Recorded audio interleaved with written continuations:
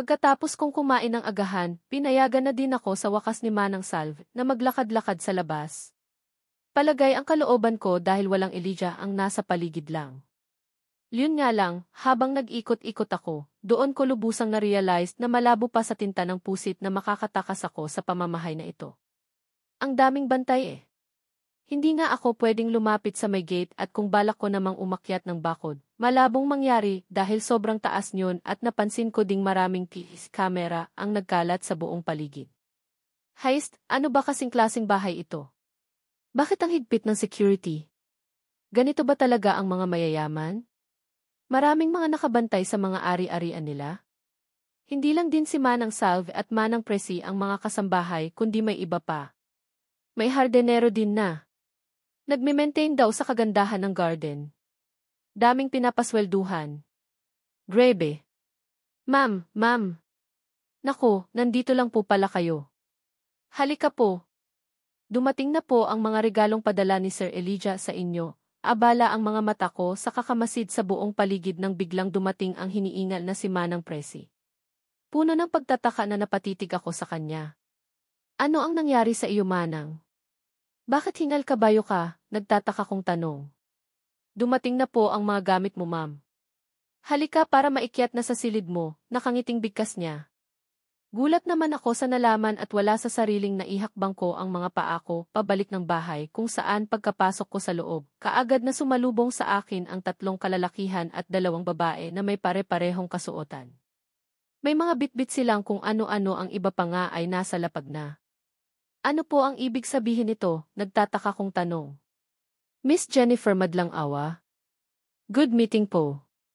Pasensya na po sa abala. Mga gamit niyo po na personal na ni-request ni Mr. Elijah Villarama Valdez, bautikin namin, nakangiting sagot ng isa sa kanila. Kaagad namang nanlaki ang mga ko sa gulat. Para sa akin lahat ang mga iyan? Ano ang mga iyan? Takang-taka kong sagot. Mga wardrobe at personal na gamit, ma'am. Mga iba't ibang personal collections na mga damit, bags and shoes, halos magkasabay pa nilang sagot. Wala sa sariling dinampot ko ang isa sa mga paper bag at binuksan iyon at confirm, damit nga ang laman. Bakit ang dami naman yata? Nagtataka kong tanong. Request po ni Sir Elijah Valdez, ma'am, nakangiting sagot nila. Hindi naman ako makapaniwala sa narinig ko. Ano kaya ang tumatakbo sa isipan ni Elijah at bakit nagawa niya kung bilhan ng sangkatutak ng gamit? Nababli na ba talaga ang lalaking iyon? Balak niya ba talaga akong ikulong sa pamamahay na ito? Heist, sa ginawa niyang ito ngayon mas lalong tumibay ang paniniwala ko na hindi niya talaga ako lulubayan hangat hindi ko siya mabigyan ng anak. Imbes na matuwa ako sa mga regalong ito, hindi ko tuloy maiwasan na makaramdam ng takot. Wala na akong nagawa pa ng iwan na ng mga staff ang mga dala nilang mga gamit para daw sa akin. Kaagad naman iyong pinagtulungan ng mga kasambahay na iakyat sa aking silid. Dito po ang walk-in closet mo, ma'am. Gusto niyo po bang tulungan na namin kayo ni Salve na mag-ayos ng mga gamit mo? Tanong ni Manang Presi sa akin nang kaming 3 na lang ang naiwan dito sa silid. Hindi ko alam kung matutuwa ba ako sa ginagawa nitong si Elijah, pero wala na akong choice kundi ang magpatulong sa kanila para matapos kaagad. Parang balak yatang magbenta ni Elijah ng mga gamit sa dami mga pinadeliver niya ang mga gamit ko. Duda din ako kung magagamit ko ba lahat ang mga ito eh. Mga mamahalin pa namang mga items dahil halos nalula ako sa presyo nang tingnan ko ang ilan sa mga iyon. Kung sa size, kapansin-pansin nakasize ko nga din ang mga damit pati na din ang ilan sa mga paris ng sapatos. Naging abala ang sumunod na sandali ng buhay ko. Buti na lang at tinulungan ako nila Manang na mag-ayos ng mga gamit kung hindi ba kagabihin ako nito sa kakaayos eh. Pagkatapos mag-ayos, pagod akong napahiga ng kama. Ni hindi ko na nga namalayan pa na nakatulog na pala ako at basta na lang naalimpungatan nang maramdaman ko na para bang hindi na ako nag-iisa dito sa loob ng silid. Elijah, wala sa sariling bigkas ko at mabilis na napabangon sa kama. Huling-huli ko siya na nakatayo sa gilid ng kama at nakatitig sa akin. Sorry to disturb you. Hindi ko lang talaga matiis na hindi ka silipin dito sa silid. Late na at sabi ni Manang, hindi ka pa raw bumababa ng dining area para kumain, seryoso niyang bigkas. Naupo siya sa may gilid ng kama kaya mabilis naman akong napadistansya sa kanya. Kasi bigla kaming naging busy sa kakaayos ng mga gamit na pinadala mo, seryosong sagot ko sa kanya. How about it? Nagustuhan mo ba ang bagong gamit mo? Seryosong tanong niya. Pero bakit parang ang dami naman yata? Nagtataka kong tanong. Kaunti pa lang iyon. Balak nga sana kitang isama sa mga malls para personal na makapamili ka ng mga gusto mo, kaya lang nag-aalala naman ako na baka takasan mo ako. Walang paligoy-ligoy pero seryoso niyang sagot habang hindi niya inaalis ang pagkakatitig sa aking mukha. Kaagad naman akong nag-iwas ng tingin. Guilty kasi ako sa huling katagang binigkas niya kasi iyon pa rin ang balak ko. Kapag mabigyan ng chance, hindi pa rin talaga ako mag-aalangan na takasan siya. Hindi ako tatakas, kaagad kong bigkas pero sa kaloob-looban ng puso ko, kapag mabigyan ng chance tatakas pa rin ako. Nagbabaka sakali lang naman ako na baka mapaniwala ko siya ngayon eh. Hindi ka tatakas? Sa palagay mo, maniniwala ako sa iyo. Get up. Samahan mo akong kumain ng dinner, seryosong sagot niya sa akin at mabilis na naglakad palabas ng silid. Wala sa sariling mabilis akong bumaba ng kama. Gutom na din ako eh. Dahil sa maghapong abala kanina, huling kain ko kaninang lunchtime pa. Mabilis akong pumasok ng banyo at nagmumugmog tapos nagsukala ilang ng buhok and presto ready na akong kumain ng dinner, kasama ang gwapo at nagsusungit na si Mr. Elijah Valdez. Pagdating ng dining area, kapansin-pansin ang maraming pagkain na nakahanda sa mesa. Bilib na talaga ako sa mayayaman. Akala mo palaging may handaan sa dami ng mga pagkain na nasa mesa eh. Paano kaya nila ito naubos? Kaninang lunchtime dami ding inihanda nilang pagkain sa akin. Feeling ko, kapag magtatagal ako sa bahay na ito, baka dito ako tataba. Sit down, seryosong bigkas ni Elijah nang mapansin niya ang presensya ko. Kahit naman papaano, hindi na siya nakaangil ngayon. Baka bigla niyang na-realize na hindi talaga tama na gawin niya ang maitim niyang balak sa akin. Thank you, mahinang sagot ko. Wala lang, gusto ko lang mag-thank you sa kanya dahil kahit nabihag niya ako, pinapasabay niya ako sa pagkain niya. Saka, malaya din akong nakakagala sa labas at higit sa lahat, ipinag-shopping niya pa ako. Saan ka nga naman pala makakakita ng isang bihag na parang buhay mayaman? Ako lang iyon dahil kadalasan sa bihag na napapapnood ko sa mga pelikula ay nakatali tapos hindi din masarap ang pagkain. Tahimik pero magana naman kaming dalawa na kumain. Pagkatapos kumain, nagtaka pa nga ako dahil niyaya ako ni Elijah patungo sa living area kung saan nag-utos pa siya sa kasambahay na dalhan kami ng tea. So, ano ang pwede kong gawin para pumayag ka sa nais ko? Seryosong tanong niya sa akin. Ha? Ano-ano ang ibig mong sabihin? Nagtataka kong tanong. Feeling ko balik na naman kami sa topic na kailangan ko siyang bigyan ng anak. Hawak kita sa dalawa kong mga kamay at kung totoosin malaya akong gawin lahat ng nais kong gawin na labag sa kalooban mo. Pero gusto ko pa ring bigyan ka ng option, Jennifer. Ibabil ko sa iyo ang pabor na hinihingi ko basta pumayag ka lang sa nais ko, seryoso niyang sagot sa akin. Hindi naman ako makapaniwala sa narinig ko mula sa kanya. Alam mo ba kung bakit binibigyan kita ng option ngayon? Dahil unang-una, ayaw kong mabuo ang anak ko na kailangan pa kitang pilitin. Pangalawa, gusto kong magkaroon ng anak sa normal na paraan at pangatlo, gusto ko ding may mapapakinabangan ka sa deal na ito, muli niyang bigkas. Paano kung ayaw ko pa ring pumayag? Mahirap para sa akin ang bagay na hinihingi mo Mr. Valdez at siguro naman, kung gusto mong magkaroon ng anak sa normal na paraan, marami naman sigurong mga babae dyan na willing na ibigay sa iyo ang gusto mo. Wag lang ako dahil hindi pa ako ready. Saka, kung sakaling magkakaanak man ako, wala din akong balak na iwan siya sa ama nila. Gusto ko kasama ako sa pagpapalaki sa kanila, seryosong sagot ko. Hindi naman siya nakaimik kaya muli akong nagsalita. Hindi ako masamang tao. Lumaki akong hindi ko kasama ang biological mother ko dahil maaga siyang nawala tapos nag-asawa din kaagad ang ama ko ng iba. Hindi masaya ang ganoong setup at ayaw kong maranasan ng magiging anak ko ang bagay na iyon. Besides, alam kong darating ang time na muli kang iibig at natatakot akong isipin na baka ang naranasan ko noong bata pa ako ay mararanasan din ng anak ko, muli kong bigkas. Walaan akong balak pang mag-asawa, seryoso niyang sagot. Nasabi mo lang iyan ngayon dahil sariwa pa ang sugat sa puso mo, kaagad ko ding sagot sa kanya. Well, kung sakaling dumating man ang babaeng muli kong ibigin, sisiguraduhin kong mamahalin niya din ng sobra ang magiging anak ko, seryosong sagot niya. Heist, ano pa ba ang gagawin ko para makumbinsi siya na huwag na lang? Na huwag ako gayong halatang buo na talaga ang desisyon niya. Bukas, hindi ako makakauwi dito sa bahay dahil may out of town ako. Hindi ako sigurado kung kailan ako makakauwi at sila ni Manang na muna ang bahala sa iyo. Muli niyang bigkas sabay tayo. Mukhang tapos na ang pag-uusap namin kaya naman mabilis na din akong napatayo.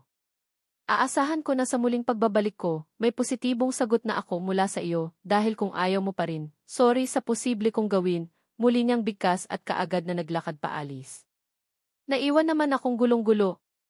Heist, akala ko ba walang pilitan pero bakit may pagbabanta sa huling katagang binitiwan niya? Naging maayos naman ang mga sumunod na araw ng buhay ko sa bahay ni Mr. Elijah Valdez. Dahil din sa out of town na huling nabangit ni Elijah noong huli kaming nagkausap, mahigit 1 linggo na din itong hindi umuuwi ng bahay at sa loob ng mahigit 1 linggong iyon, hindi ko talaga maintindihan ang sarili ko. Hinahanap-hanap ko kasi talaga ang presensya niya eh. Para bang bigla ko siyang na-miss at wala na akong ibang gusto ngayon kundi ang makita siya ulit. Ipokrita ako kung sabihin ko na hindi ako hag-enjoy sa pagstay sa bahay na ito.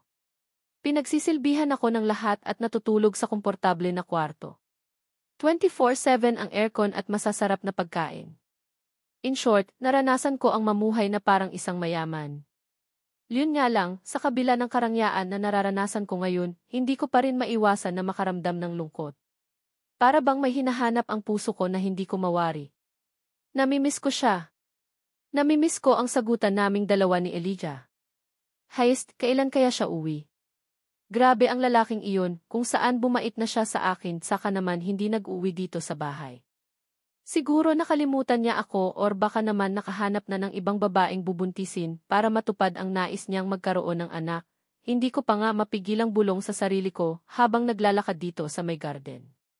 Wala sa sarilang napatitig ako sa tubig ng swimming pool. Bigla ko tuloy na miss ang dati kong trabaho at bigla parang gusto kong maligo. Magaling akong lumangoy dahil lumaki ako sa isang baryo kung saan napapalibutan ng dagat. Napalingalinga pa ako sa buong paligid at nang mapansin ko na mag-isa lang ako, walang sabi-sabing naglakad ako patungo sa may pool at mabilis na tumalon sa tubig. Pasok naman siguro sa kriteria ng paliligo sa swimming pool itong suot ko dahil nakasuot lang naman ako ng maiksing shorts at puting t-shirt. Grabe, kung alam ko lang na ganito pala kasarap ang tubig sa pool na ito, dapat noon pa ako naligo dito. Tuwang-tuwa ko pang bigkas. Nag-enjoy ako sa paglalangway hanggang sa napansin ko ang mabilis na naglakad palapit patungo dito sa akin na si Manang. Naku ma'am, baka magkasakit ka niyan. Hapon na tapos naliligo kayo, narinig kong bigkas niya. Nakangiti akong mabilis na lumangway palapit sa kanya. Ayos lang po ako Manang. Sanay po ako sa tubig. Saka, mas masarap magbabad sa tubig kapag medyo padilim na. Hindi na masakit sa balat ang araw, nakangiti kong sagot. Naku, ikaw talagang bata ka. Baka mamaya, mapagalitan kami ni Sir dahil dyan sa mga pinanggagawa mo, bigkas nito. Walang Sir na magagalit sa inyo Manang dahil wala naman siya. Saka, hindi niya naman malalaman ito diba, nakangiti kong bigkas. Sa bagay. Okay bahala ka. Pero next time kung maligo ka ng pool huwag hapon ha. Baka sipunin ka eh. Teka lang, ikukuha kita ng juice at towel, bigkas nito at mabilis na naglakad papasok ng bahay. Hindi ko naman maiwasan ang pagguhit ng masayang ngiti sa labi ko. Ngayon ko lang tuluyang na-appreciate ang buhay mayaman. Ang sarap pala. Dahil sobrang nag-enjoy ako sa paglalangway sa tubig ng pool, hindi ko na namalayan pa ang paglipas ng oras. Hindi ko na nga mabilang kung ilang beses na nagpapabalik-balik si Manang para paahunin ako. Baka daw magkasakit ako sa ginagawa kong ito eh. Malalagot daw siya sa sir niya. Hindi ko pinakingan dahil walang sir na magagalit dahil wala nga si Elijah. Hindi pa nakakauwi kaya tuloy ang ligaya. Iyon ang akala ko dahil pagkalipas lang ng ilan pang minuto na pagbababad sa swimming pool, hindi ko mapigilan ang magulat nang mapatingin ako sa kabilang bahagi at kaagad na nanlaki ang mga mata ko nang makita ko si Elijah. Nakatayo siya sa may gilid ng pool habang seryoso ang mukha na nakatitig sa gawi ko. Hindi ko tuloy mapigilan ang mapakagat ng labi dahil sa kaba na nararamdaman. Bakit nandito na siya? Kung saan naman first time kong nag-decide maligo ng pool saka naman siya dumating. Heist, ang pagkakataon nga naman. Dali-dali akong lumangoy patungo sa gawin niya. Kahit naman nakakakaba ang presensya niya, wala akong choice kundi ang harapin siya. Baka mas lalong magalit kapag ignore ko siya eh. What are you doing? Alam mo ba kung anong oras na? 7:00 na ng gabi at nandyan ka pa sa pool, seryosong kaagad na bigkas niya pagkalapit ko. Nanguyapit ako sa gilid ng pool habang nakalubog pa rin ang katawan ko sa tubig. Night swimming. Hindi ba uso ang night swimming dito sa Manila? Nakangiti kong sagot sa kanya. Pinilit kong ignorahin ang galit niya ngayon dahil ayaw kong masira ang gabi ko. Umahon ka na dyan, seryosong sagot niya. Hindi ko naman maiwasan na mapasimangot. Paano kung ayaw ko? May magagawa ka? Natatawa kong tanong sabay layo sa kanya. Muli akong nag-dive patungo sa pinakagitnang bahagi ng pool para hindi niya ako mapilit. Napansin kong salubong ang kilay niya na nakatitig sa akin, kaya hindi ko na din mapigilan ang matawa. Manigas siya dyan. Ang sarap ng tubig dito sa pool. Sakto lang ang temperatura at kahit siguro mamaya pa akong 9:00 umahon okay lang. Lalong nagdiwang ang kalooban ko nang sa muli kong pagtingin sa gawin ni Elijah, wala na siya sa kinatatayuan niya. Baka pumasok na siya sa loob ng bahay. Iyon ang akala ko dahil lang akmang lalangoy na naman sana ako, bigla ko na lang naramdaman na may yumapos sa may baiwang ko. Wala sa sariling napalingon ako at kaagad na nanlaki ang mga mata ko sa gulat nang masilayan ko ang seryosong hitsura ni Elijah. Hindi ko akalain na sobrang tigas pala ng ulo mo, Jennifer. Now, tingnan natin kung hanggang saan ang tapang mo, seryoso niyang bigkas habang nakatapat ang kanyang bibig sa may punong tainga ko. Hindi ko naman namiwasan na mapalunok ng sarili kong laway dahil sa ginawa niyang iyon. Kahit na nakalubog ang buo kong katawan sa tubig, ramdam ko ang init na nagmumuala sa sarili niyang katawan. Dagdagan pa ang init na nagmumula sa kanyang hininga dahil halos nakadikit ang kanyang bibig sa may tainga ko. Teka lang. Mr. Valdez, ano ang ginagawa niyo? Mahina kong sambit at pilit na kumakawala sa kanya. Gosh, hindi ko ito napaghandaan ah. Kung alam ko lang na gagawin niya ito ngayon sa akin, kanina pa sana ako umahon dito sa swimming pool eh. Minsan talaga, hindi maganda ang sobrang pagiging pasaway. Anong teka lang? Alam mo bang sobrang napagod ako sa ilang araw na conventions at business meetings na dinaluhan ko pagkatapos pagdating dito sa bahay, madadatnan kita dito sa pool na naging dahilan kaya uminit ang dugo ko. Narinig kong sambit niya. Lalo yatang humigpit ang pagkakayapos niya sa akin ngayon na siyang nagbigay sa akin ng kakaibang damdamin sa buo kong pagkatao. Kahit na pareho kaming nakalublob dito sa tubig ng swimming pool, ramdam na ramdam ko talaga ang init na nagmumula sa kanyang katawan. Dagdagan pa na nakayapos siya sa aking baiwang ngayon. Sorry. Nanainggan niyo lang naman ako na mag-swimming at wala naman talaga akong ibang balak na gawin. Ahon din naman ako kapag magsawa ako sa kakasisid, mahina kong sambit. Okay, sabi mo eh. I think ngayon na din ang right time para magsisiran tayo, narinig kong bigkas niya. Shit, bakit ba ganito siya kung magalita? Bakit palaging nasa gilid ng tainga ko ang bibig niya? Ramdam ko ang mainit niyang hininga na dumadapo sa balat ko kaya naman hindi talaga ako mapalagay. Feeling ko din kakapusain na ako sa aking paghinga dahil sa kakaibang damdamin na lumulukob ngayong sa buo kong pagkatao. Lalangoy kasi ako eh. Pwede bang bitaw muna? Hindi ako makakilos ng maayos lakas loob kong bigkas. Hindi ko alam kung ano ang pumasok sa isipan niya pero ganoon na lang ang gulat ko nang bigla niya na lang akong hilahin palubog ng tubig. Hindi ko napaghandaan iyon at lalong hindi ko napaghandaan ang sumunod niyang ginawa. Habang nakalubog kami naramdaman ko na lang ang bigla niyang pag-angkin sa labi ko. Yes, bigla ko niya na lang akong hinalikan sa labi at hindi lang basta halik iyon dahil halos lamutakin niya na ang lips ko. Sobrang nagulat ako sa ginawa niya at pilit na umibabaw mula sa ilalim ing tubig. Nagawa ko namang pumsaibulsaw iyon nga lang hindi nagawang bumitaw ang labi niya sa labi. Ramdam ko ang kapusukan niya habang pilit niya ding ipinapasok ang dila niya sa loob ng bibig ko. Aminado ako na ito ang unang pagkakataon na mahalikan ako sa labi dahil kahit na may kasintahan ako noon, never akong nagpahalik sa kanya sa lips. Hangang pisngi lang muna dahil katwiran ko maraming taon pa ang bibilangin bago ako lumagay sa tahimik or pumasok sa buhay pag-aasawa. Pak! Open your mouth. I want to taste inside you, narinig kong mahina niyang angil. Tikom na tikom kasi ang bibig ko dahil sa sobrang gulat. Ni hindi ko din alam kung paano mag-respose sa mga pinangagawa niya pero nang maramdaman ko ang kanyang isang palad sa loob ng aking t-shirt at naglakbay iyon patungo sa may dibdib ko, hindi ko mapigilan na mapaawang ang aking bibig nang maramdaman ko. Nabigla niya nalang pisilin ang isa sa mga umbok doon.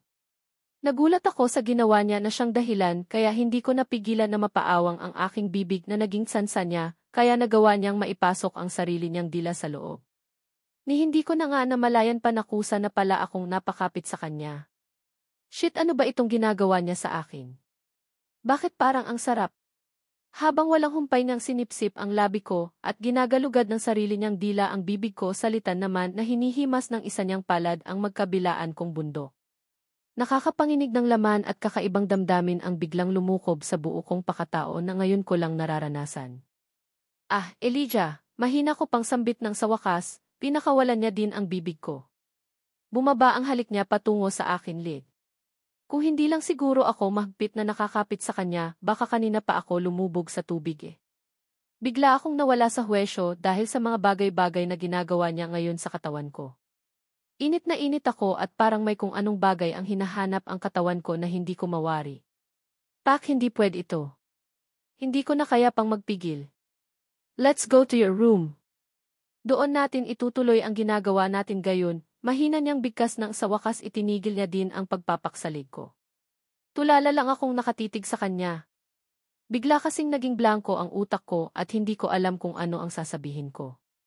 Naging sunod-sunuran na lang din ako, lalo na nang nag-umpisa niya na akong hilahin paahon sa swimming pool. Pagkaahon namin, kusa niya na din akong binuhat at mabilis ang hakbang niyang naglakad papasok sa loob ng bahay. Tanga lang ba ako or sadyang marupok lang katanungang naglalaro sa isipan ko habang nakakapit ako sa leg ni Elijah. Karga-karga niya lang naman ako ngayon habang paakyat siya ng hagdan. Parehong tumutulo ang tubig mula sa aming katawan dahil kakaahon niya lang namin pareho sa swimming pool at pareho kaming basa.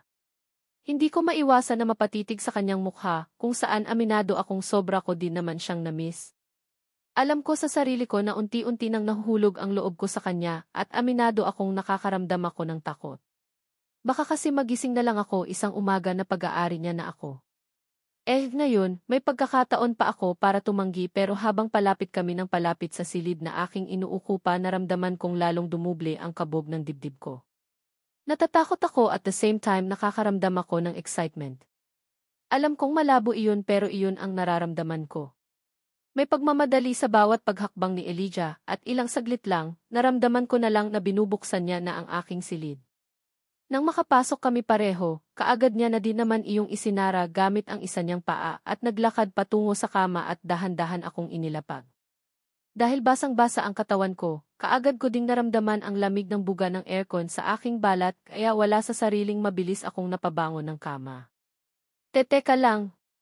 Basa ako. Mababasa ang kama, mahina kong bigkas at akmang babangon sana nang mabilis niya akong pigilan. Stay. Wala akong pakialam sa bagay na iyan basta isa lang ang sure ako ngayon. Nauuhaw ako sa kailangan kita, seryoso niyang bigkas habang isa-isa niyang hinuhubad sa mismong harapan ko ang kanyang kasuotan. Nag-umpisa siya sa kanyang t-shirt at parang namamagnet ang mga mata kong titig na titig sa kanyang ginagawa. Sino ba naman kasing babae ang hindi hahanga sa nakikita ngayon? Kung gaano kagwapo ng mukha nitong si Elijah, hindi din naman pahuhuli ang katawan niya. Hindi ko alam kung tama bang sabihin pero bakit parang napaka-unfair. Halos perpekto ang lahat sa kanya. May gwapong mukha, magandang pangangatawan at higit sa lahat mayaman. Hindi ko alam kung swerte ba ang maituturing na natikman ko ang halik niya ngayong gabi pero parang ganoon na nga. Wala na. Tuluyan na akong ipinagkanulo ng sarili kong katawan. Naturingan akong napakahigpit pagdating sa usaping sexual at hindi ako mapilit-pilit ni Robin na makipag-sex sa kanya pero sa isang iglap lang parang gusto kong bumigay kay Elijah Rigayon. Teka lang, ano-ano ang ginagawa mo? Kinakabahan kong tanong sa kanya nang mapansin kong dahan-dahan niya nang ibinaba ang kanyang shorts. Hinila niya pababa iyon kasama na yata ang kanyang pinakahuling saplot sa kanyang katawan at hindi ko mapigilan ang magulat ng tuluyang tumampad sa aking mga mata ang kanyang galit-galit na alaga. Tama nga ako noon ang iniisip. Daks nga siya at halos lumabas na ang ugat noon sa sobrang tigas. Yay, ganyan nga. Titigan mo ako, Jennifer, dahil simula ngayong gabi, akin ka na. Ayaw ko nang mangyari ulit ang mga nangyari na noon at simula ngayon mananatili ka sa tabi ko hanggat gusto ko. Mahina niyang bigkas kasabay ng pagpatong ng buong bigat niya sa akin. Sa pangalawang pagkakataon, muli niyang inangkin ang labi ko. Hindi ko alam kung paano tugunin iyon pero pwede ko naman sigurong subukan, di ba? Wala namang masama kung pag-aaralan ko. Ganyan nga baby girl. Kiss me back. Gayahin mo lang ang bawat galaw ng labi ko at matutunan mo din iyan, narinig ko pang mahina niyang anas. Kaagad na din naman akong tumalima sa nais niya at ilang saglit lang, feeling ko natuto na ako. Marunong na din kasing makipaglaban ang dila ko sa dila niya. Lalong lumalim ang halikan naming dalawa at lalong sumiklab ang init na nagmumula sa aming mga katawan. Bahala na. Mas maganda na din siguro kung kay Elijah ko ipagkaloob ang sarili ko kaysa sa boyfriend kong manluluko. Ilang saglit lang, naramdaman kong kusa na din naman siyang bumitaw. Parehong habol ang aming hininga habang pansin ang ngiti na nakaguhit sa labi niya at ilang saglit lang ang liig ko na naman ang kanyang pinagdiskitahan. Kinakagat at sinipsip niya ako sa bahaging iyon na siyang nagbigay sa akin ng kakaibang kiliti sa buo kong sistema. Shit lang talaga. Bakit ang sarap? Ito na ba iyong tinatawag nilang lovemaking? Nakaka-addict at gusto ko pa. Elijah, mahina kong usal ng ilang saglit lang, naramdaman ko ang isa niyang palad na biglang pumaloob sa aking suot na basang t-shirt. Gumapang iyon patungo sa may dibdib ko na siyang nagbigay sa akin ng kakaibang sensasyon na ngayon ko lang naranasan sa tanang buhay ko. Hayaan mong tangalin ko ang sagabal sa katawan mo, baby girl, mahina niyang sambit. Hinawakan niya ang lailayan ng basa kong t-shirt at mabilis na itinaas iyon. Kusang umangat ang aking katawan para tuluyan niyang mahubad iyon at narinig ko pa nga ang mahina niyang pagpalatak ng tuluyan niyang tumampad sa paningin niya ang malulusog kong dibdib. As expected, ang ganda mo Jennifer, narinig kong mahina niyang sambit at hindi ko na napigilan pa ang pagkawala ng mahinang ungol sa aking bibig nang bigla na lang sakupin ng isa niyang palad ang isa sa mga boobs ko. Noong una, pumipisil lamang siya sa bahaging iyon pero hindi naglaon. Kusang bumaba ang kanyang mukha at nagulat na lang ako nang bigla niya na lang isubo ang isa sa mga niple ko. Marahan niyang sinipsip iyon na akala mo may nakukuha siyang gatas. Elijah, mahina kong usal. Hindi pa siya nakontento sa at ang kabilang niple ko naman ang kanyang pinagdiskitahan habang ang isa niyang palad ay patuloy ang paghimas sa kabilang boobs ko.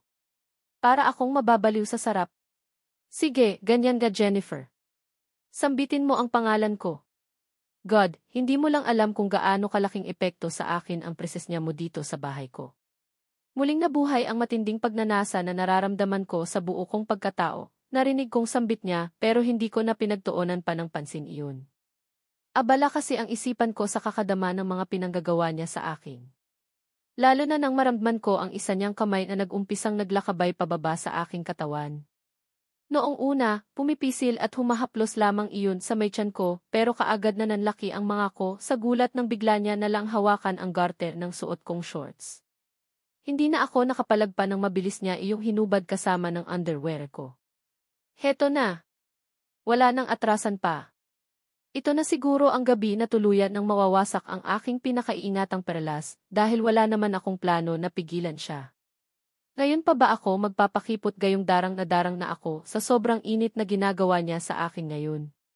Tuluyan niya na ding napukaw ang matinding pagnanasa sa aking katawan kaya naman wala nang atrasan pa. Ibibigay ko ang nais niya ngayong gabi din mismo at bahala na ang bukas sa akin. Elijah. Teka lang. Parang Hindi ko na napigilan pa ang paang impit na mapasigaw nang maramdaman ko ang kanyang daliri sa aking perlas ng silangan habang ang isa niya ng kamay ay abala pa rin sa kakalapirot at kakamasa sa magkabilaan kong boobs. Nagumpisa na kasi iyong naglumikot sa aking namamasa ng perlas and it feels so good. Elijah, shit! Halos pasigaw kong bigkas nang nagtangka siyang ipasok ang isa niyang daliri sa aking perlas ng silangan. Masakit kasi iyon at mabuti na lang talaga at hindi niya itinuloy bagkos muli siyang nag-concentrate sa paghalik sa aking labi. Pababa sa aking lieg at muling nakarating sa aking dibdib. Muli, salitan niyang sinipsip ang aking nipples at nang magsawa marahil, bumaba ang halik niya patungo sa aking tiyan pababa ng pababa. By Elijah. Halos patili kong sambit nang bigla niya na lang isubsob ang kanyang bibig sa aking perlas ng silangan. Masarap. Walang kapantay na sarap. Dinig na dinig ko ang tunog ng kanyang bibig habang patuloy sa paghagod sa bahaging iyon. May mga pagkakataon pa nga na sinipsip niya ang aking mani kaya naman hindi ko na din alam kung saan ko ikakapit ang aking dalawang kamay. Kahit basang-basa pa ang katawan ko dulot sa paliligo sa pool, ramdam ko na ang pawis sa aking noo. Halos tumirik ang mga mata ko sa sarap at hindi ko alam kung saan ko ibabaling ang ulo ko. First time ko ito pero nakaka-addict pala. Hilik, suck and sip it. Paulit-ulit na proseso at parang gusto ko ng panawan ng ulirat sa kanyang ginagawa. Wala sa sariilang napakagat ako sa sarili kong labi nang maramdaman ko na may kung anong bagay na gustong kumawala sa puson ko. Naiihi ako na hindi ko mawari kaya wala sa sariling napasabunot ako sa kanyang buhok. Teka, Elijah, sandali. Naiihi yata ako, mahina kong sambit at kusa kong hinila ang buhok niya para mapukaw ang atensyon niya pero wala yata siyang balak na tumigil. Hindi ko na mapigilan pa ang lahat-lahat at ilang saglit lang may kung anong bagay ang biglang sumabog sa kaloob-looban ko. Hindi ihi iyon pero masarap sa pakiramdam. Ilang sandali pa siyang nakasubsob sa pagitan ng aking hita at nang magsawa siguro, muli siyang pumaibabaw sa akin. Ipinwesto ang kanyang sarili at bago pa ako nakapag-react, naramdaman ko na ang matigas at naghumindig niyang alaga na nasa bukana na ng aking perlas ng silangan. Sobrang ganda mo, Jennifer, and I really like you. Mahinang sambit ni Elijah sa akin habang nakatitig ang namumuhay niyang mga mata sa mukha ko. Kitang-kita ko ang matinding pagnanasa sa mga mata niya, kaya naman hindi ko malaman ang kung gagawin ko. Alam kong wala na akong kawala sa karisma niya. Saka, ano ang sabi niya? Gusto niya ako. Ganoon na ba ako kaganda para magustuhan niya? Abat isang malaking karangalan sa akin na marinig ang katagang iyon mula sa bibig niya. Nang maramdaman ko na lalo niyang ibinuka ang hita ko, hindi ko na mapigilan pang mapapikit. Siguro ang pinakamabisang magagawa ko ngayon ay damhin ang kung anuman ang ginagawa niya. Hindi naman siguro ito magtatagal kung sakling maging cooperative ako, di ba? Basta, bahala na. Wala naman sigurong masamang sumubok lalo na at ganito kagwapong lalaki ang nagpapaligaya sa iyo. Ilang beses na nga akong umungol kanina, ngayon pa ba ako ayaaw? Matapang ako at kaya ko ito. Iyon nga lang, nang maramdaman ko na dahan-dahan niya nang idinidiin ang alaga niya sa perlas ng silangan ko muli akong napadila. Basang-basa ako sa bahaging iyon kaya naman ramdam ko ang dahan-dahan niyang pagbaon sa bahaging iyon. Ni hindi ko na mapigilan ang mapakapit sa bisig niya nang maramdaman ko na masakit pala. Para akong pinupunit sa bahaging iyon. Agad namang napahinto si Elijah at nag-aalalang tumingin sa akin. Elijah, masakit, mahina kong bigkas. Hindi ako nagbibiro dahil sobrang sakit naman talaga. May malaki at matigas na bagay ang pilit na pumapasok sa masikip kong lagusan at duda talaga ako kung magkakasya ba ang alaga niya sa akin. I know pero kailangan mong tiisin. Sagliting ito, baby girl, ganyan talaga sa umpisa, pero magugustuhan mo din ito. Halos nasa kalahati na ang pumasok, kunti na lang papasok na lahat. Marahan na wika nito habang pinupunasan ang aking luha. Hindi ko naman maiwasan na magulat. Kalahati pa lang ba? Bakit feeling ko nakapasok na lahat? Pwede bang saka na lang ang sakit talaga? Hay hindi ko kaya, baka hindi kasya yan sa akin, ang laki kasi naluluha kong bigkas. Sabi ko matapang ako pero bakit naiiyak ako ngayon? Hindi pwede. Nandito na tayo. Don't worry, ako ang bahala sa iyo. Magtiwala ka sa akin, muli niyang bigkas kasabay ng paglapat ng labi niya sa labi ko. Muli naming pinagsaluhan ang mainit na halik pero hindi ko napaghandaan ang sumunod niyang ginawa. Sunod-sunod na madiin na ulos ang pinakawalan niya na siyang dahilan kaya muli akong napasigaw sa sakit. Ah, Elijah! Ang sama mo, pasigaw kong bigkas kasabay ng muling pagtulo ng luha mula sa aking mga mata. Ano bang parusa ito? Bakit ganito? Hindi na talaga ako ulit. Tumigil naman siya sa paggalaw sa ibabaw ko pero ramdam ko ang kanyang kahabaan sa loob ng aking perlas ng silangan. Punong-puno ang pakiramdam ko pero nandoon pa rin ang sakit at hapdi. Sabihin mo sa akin kapag hindi na masakit para ituloy ko na okay. Masuyong bigkas niya at muli akong hinalikan sa labi, marahan naman akong tumango dito at tumugon ulit sa mga halik niya. Parang bang nakakalimutan ko ang sakit sa pagkawasak ng aking perlas ng silangan tuwing hinahalikan ako ng ganito ni Elijah. Maya-maya pa ay kusang gumalaw ang aking balakang na naging hudyat kay Elijah, upang ituloy ang nasimulan niya na. Naramdaman ko na nilabas-pasok nito ang pagkalalaki sa aking lagusan. May kunding hapdi pa rin akong naramdaman pero nangingibabaw ang sarap at kiliti. Sabay kaming napaungol sa ligayang dala ng pag-iisa ng aming katawan. Ag, Jennifer, you're so tight. Ang sarap mo, narinig kong bigkas nito. Walang humpay ang ginagawa niyang pag-ulo sa ibabaw ko. Mabuti na lang talaga at matibay itong kama kung hindi baka bumigay na ito sa sobrang gigil niya sa akin. Elijah. Ungol ko naman. Mahigpit ang kapit ko sa kanya habang walang humpay ang paglabas-pasok nito sa aking perlas ng silangan. Wala na ang sakit at kakaibang sarap ang nararamdaman ng bawat himaymay ng aking laman. Mahigpit pa rin akong nakakapit sa kanya at sa bawat pagbaon niya sa akin ay para akong dinadala sa kakaibang dimensyon ng buhay ko. Tama siya. Dapat akong magtiwala sa kanya dahil sa umpisa lang naman pala ang sakit. Kakaibang hatid na ligaya ang hatid sa akin sa pag-iisa ng aming katawan. Malapit na ako, Jennifer. Ayan na, narinig ko pang mahina niyang sambit. Ramdam ko na halos dumuble ang sukat niya sa loob ko, at ilang saglit lang muli kong naramdaman na may kung anong gustong lumabas sa akin. Halos manginig ang buo kong katawan. Patuloy lang sa pag-ulo si Elijah, at ilang sandali pa ay naramdaman ko na may kung anong mainit na bagay na sumabog sa aking sinapupunan. Hindi ako tanga para hindi ko malaman kung ano iyon. Sperm ni Elijah at alam kong may tendency na makabuo kaagad kami. Halos magkasabay pa naming bigkas. Muli niyang inangkin ang labi ko at sa pagkakataon na ito ramdam ko na ang pagsuyo. Nanatili ang alaga niya sa loob ng perlas ng silangan ko. Wala yata siyang balak na tuluyang hugutin iyon. How about it? Masakit pa rin ba? Nakangiti niyang tanong sa akin. Ewan ko lang kung namamalikmata ba ako pero hindi ko mapigilan ang mapatitig sa kanya dahil sa ngiting iyon. First time kong nakita siyang ngumiti ng ganito at feeling ko sulit ang pagtitiis ko sa sakit kanina. Sulit talaga dahil sobrang nag-enjoy din naman ako. Ayos naman ni. Mahinang sambit ko kasabay ng pag-iwas ko ng tingin sa kanya. Gusto ko pa sanang dugtungan na sobrang nasarapan ako pero masyado nang nakakahiya iyon. Round 2, nakangiti niyang tanong. Kaagad namang nanlaki ang mga mata ko sa gulat. Hindi ka papagod, gulat kong bigkas. No. Never. Simula ngayong gabi, never akong mapapagod sa iyo, Jennifer, nakangiti niyang sambit kasabay ng muling pagdaiti ng labi niya sa labi ko. Kinaumagahan.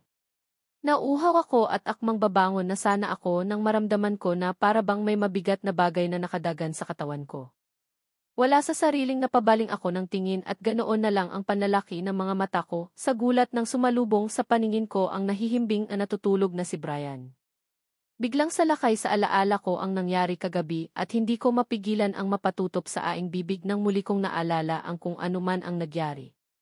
God, bumuka ka na ako sa harapan niya ng makailang ulit at nawasak nga ang perlas ko.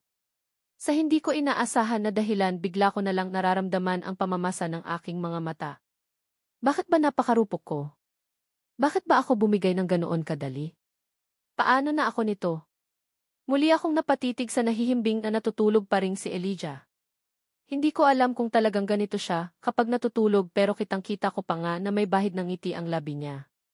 Na para bang satisfied siya sa mga nangyari sa amin kagabi. Paano ako? Paano ako? God, sa tuwing naalala ko kung paano ako umungol at game na game sa mga nangyari sa aming dalawa parang gusto kong kutusan ang sarili ko. Hindi ko akalain na may itinatago din palang kalandian ang inner side ko. Masarap paggabi, pero bakit sobrang sakit na ngayon? Iyon ang nararamdaman ko nang tinangka kong igalaw ang aking katawan. May makapal na comforter na nakatakip sa akin at ramdam ko ang kahubadan ko ngayon. Nakayapo si Elijah ngayon sa akin at ramdam ko ang init na nagmumula sa katawan niya na alam kong hubot-hubad din siya ngayon. Hindi ko alam kung anong oras na kami nakatulog kagabi dahil hindi lang round 1, 2 or 3 ang nangyari kagabi sa aming dalawa ni Elijah. Makailang ulit at basta na lang akong nakatulog dahil sa pagod. Hindi ko tuloy mapigilan ang mag-aalala ngayon. Paano na ako? Hindi ko na magiging kontrolado ang lahat sa akin, gayong naisuko ko na ang perlas ng silangan ko sa kanya. Ibig bang sabihin nito, mabubuntis na ako? Paano na? Paano na ang magiging baby ko nito? Heist, bakit ba naging padalos-dalos ako? Bakit ba hindi ako nag-iisip at basta na lang bumuka ka kagabi? Dapat talaga siguro hindi ako naligo sa pool eh. Dapat hindi naging matigas ang ulo ko. Akmang tatangalin ko na sana ang brasong nakayapos sa akin nang mas lalo namang humigpit iyon. Muling napatingin ako kay Elijah at ganoon na lang ang panlalaki ng mga mata ko nang mapansin kong nakadilat na siya. Gising na siya at direktang nakatitig sa akin ngayon. Hindi ko tuloy mapigilan ang mapalunok ng sarili kong laway dahil sa biglang dagsa ng kaba sa puso ko. Good morning. Ang aga mo namang nagising. Tulog pa, bigkas niya gamit ang malat ng boses. Halatang antok na antok pa talaga siya dahil namumungay pa ang mga mata niyang nakatitig sa akin. Nauuhaw ako. Saka, gusto kong gumamit ng banyo. Pwede bang bitaw muna, seryosong sagot ko sa kanya. Napansin kong ilang saglit din siyang napatitig sa akin bago dahan-dahan na bumitaw sa pagkakayapos sa akin. Bumangon siya ng kama at kaagad na din akong nag-iwas ng tingin sa kanya nang mapasin ko na kagaya ko, hubot-hubad pa nga din siya. Niwala siyang kahit na anong saplot sa kanyang katawan at lalo pa akong nawindang nang bigla na lang siyang bumaba ng kama. Mahabagin. Bakit ganoon? Bakit ang lakas ng loob niyang ipakita sa akin ang katawan niya? Come on. Gusto mo bang gumamit ng banyo? Bumangon ka na dyan, bigkas niya at parang wala lang na naglakad patungo sa banyo. Walang imik na nasundan ko na lang siya ng tingin. Ano ba? Bakit ganon? Bakit parang kay dali lang sa kanya na ibalandra sa harapan ko ang katawan niya? Wala sa sariling napahawak ako sa aking dibid. Ramdam ko ang malakas na tibok ng puso ko, kaya naman malalim akong napabuntong hininga. Kalma Jennifer. Kalma. Si Elijah lang iyan at ayos lang naman kung nakahubo siya harapan ko, diba? Tutal naman nahawakan ko na din ang katawang iyon kagabi kaya dapat lang na masanay na ako ngayon. Sa naisip kong iyon, dahan-dahan na akong bumangon ng kama. Ni hindi ko na nga mapagilan ang mapangiwi nang maramdaman ko ang nananakit kong katawan. Feeling ko bugbog na bugbog ang katawan ko kaya lang wala akong choice kundi ang bumangon ng kama dahil kailangan kong gumamit ng banyo. Kung gaano kasarap ang naranasan ko mula sa piling ni Elijah kagabi, kabaliktaran naman ang nararamdaman ko ngayon. Masakit ang buo kong katawan at feeling ko nahihilo ako. Kaya mo ba? Tutulungan na kita, wala sa sariling mahigpit akong napahawak sa makapal ng comforter nang bigla na lang lumabas si Elijah mula sa loob ng banyo. Sa pagkakataon na ito, halatang nakahilamos na siya at maisuot na siyang bathrobe. Mabilis ang hakbang na naglakad siya palapit sa akin. Hindi ayos na ako. Pwede bang, iwan mo na muna ako, pautal-utal kong bigkas. Kung siya kaya niyang ibalandra ang hubad niyang katawan sa harapan ko, ako hindi. Kailangan ko ng privacy ngayong umaga lalo na at wala akong ni isang saplot sa aking katawan. Don't tell me na hanggang ngayon nahihiya ka pa rin sa akin. Nakita ko na ang lahat sa iyo kagabi kaya wala ka nang dapat na itago sa akin. May bahid ng panunudyo sa boses niya habang sinasabi niya ang katagang iyon. Hindi. Bakit naman ako nahihiya? Hindi lang talaga ako sanay na may kasamang lalaki sa isang silid kaya pwede bang iwan mo muna ako, kaagad ko ding sagot sa kanya. Naramdaman ko pa nga na nag-uumpisa na namang mag-init ang pisngi ko dagdagan pa na hindi pa rin humihinto sa malakas na pagkabog ang dibdib ko. Hindi ko alam kung swerte or malas ba ito pero feeling ko ang swerte ko pa rin ngayong umaga. Imagine, sa unang pagdilat ng aking mga mata, ang gwapo niyang mukha ang una kong nasilayan. Kiyahe. Sisay, narinig kong malakas niya sambit at hindi ko mapigilan ang impit na mapatili nang bigla niya na lang hablutin ang makapal na comforter na nakatakip sa aking katawan. Elijah! Ano ba? Bastos nito, naiinis kong bigkas at hindi ko malaman kung ano ba ang una kong tatakpan. Ang nakabuyang yang kubang dalawang boobs or ang aking perlas ng silangan. Kaya lang ang pagtatalo ng isipan ko ay wala na ding kwenta dahil nagulat na lang ako nang bigla niya na lang akong buhatin na parang isang sakong bigas. Elijah, ano ang ginagawa mo? Ibaba mo ako. God, ibaba mo ako, halos pasigaw kong bigkas. Nakasampay ako sa balikat niya habang ang dalawa niyang kamay ay nasa may puwetan ko. Pinilit ko ding magkakawag para ibaba niya ako. Stay. Huwag kang malikot.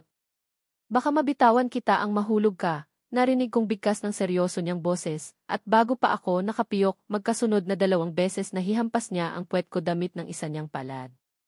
Mahina lang naman at hindi naman masakit kaya lang hindi ko pa rin maiwasan na magulat at lalo akong nakaramdam ng pag-iinit ng aking pisngi. Bakit kay dali lang sa kanya na gawin ito? Hubot-hubad ako tapos ang lagkit pa ng pakiramdam ko dahil yata sa mga laway na galing sa kanya kagabi. Saka, feeling ko nangangamoy na din yata ang perlas ko dahil sa makailang ulit na nangyari sa amin kagabi. Kailangan ko na talaga makapaghugas. Sa ginawang iyon ni Elijah, parang biglang naumid ang dila ko. Hindi na ako nakapagsalita pa hanggang sa makapasok kami ng banyo. Ramdam ko sa kilos niya ang pag-iingat nang ibaba niya ako malapit sa toilet bowl. Pagkatapos noon, hiyangod niya ako ng tingin mula ulo hanggang paa, kaya wala sa sariling kaagad kong nakrus ang 2 kong braso para matakpang ng kahit nakaunti ang nakabuyang-yang kong katawan. Anong tinitingin-tingin mo dyan? Labas? Lumabas ka na, kunwari galit kong bigkas pero sa kaloob-looban ng puso ko sobrang nahihiya ako sa kanya. Kiethe. Songit.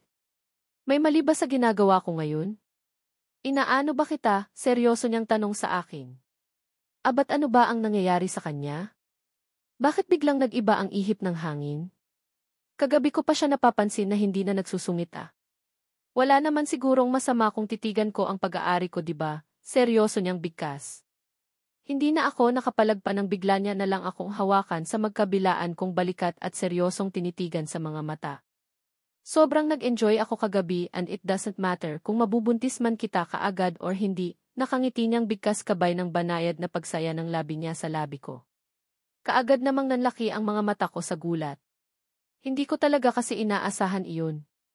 May iwan na kita. See ya later, D.